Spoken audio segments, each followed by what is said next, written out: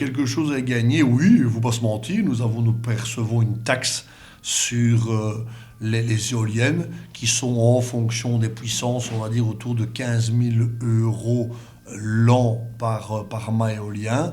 On ne crache pas dessus, c'est une évidence, mais si c'était l'objectif de la ville d'en avoir beaucoup, il y a longtemps nous aurions soutenu les projets.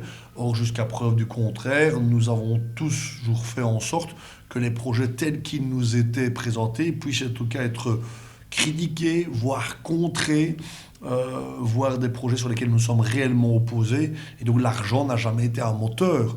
Maintenant, si elles sont produites quelque part, si elles sont implantées quelque part à la satisfaction générale de tout un chacun, je pense que la collectivité doit aussi avoir un return financier, fiscal, tout simplement, parce qu'il s'agit là d'entreprises qui sont des acteurs comme les autres sur le plan économique, et donc ils se doivent participer à la caisse publique.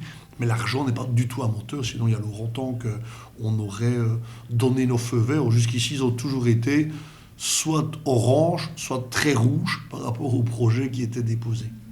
Il y a de tout, il y a de tout. Une nouvelle fois, je pense que les bourgmestres sont souvent des gens de bon sens et pragmatiques, me semble-t-il, à l'écoute de leurs concitoyens. Il faut reconnaître que l'éolien ne fait pas l'unanimité, qu'il y a un phénomène anti-éolien au travers des mâts qui sont situés bien évidemment à proximité très souvent des maisons, puisqu'on a quand même des densités de population plus grandes qu'en France, par exemple, un beaucoup plus grand pays. C'est 18 fois la Belgique, mais ce n'est que 6 fois la population belge. Donc c'est plus facile de trouver des lieux un peu désertiques, entre guillemets, sans habitation dans des grands pays comme cela. Donc, de façon générale, les bourgmestres sont plutôt dans cette logique. On est contre parce que la population est contre, mais il y a des bourgmestres qui ont développé des projets, notamment des partenariats avec des promoteurs éoliens, parce qu'ils s'y retrouvaient. Et je pense qu'on ne peut pas comparer un dossier éolien avec un autre. Ils sont à chaque fois particuliers, parce que ce sont des lieux particuliers, avec des sensibilités particulières. Et donc, à chaque fois, ce sont des cas d'espèce. Donc, on ne peut pas généraliser, je pense, la position ou la posture des bourgmestres des villes, des communes de Belgique et de Wallonie.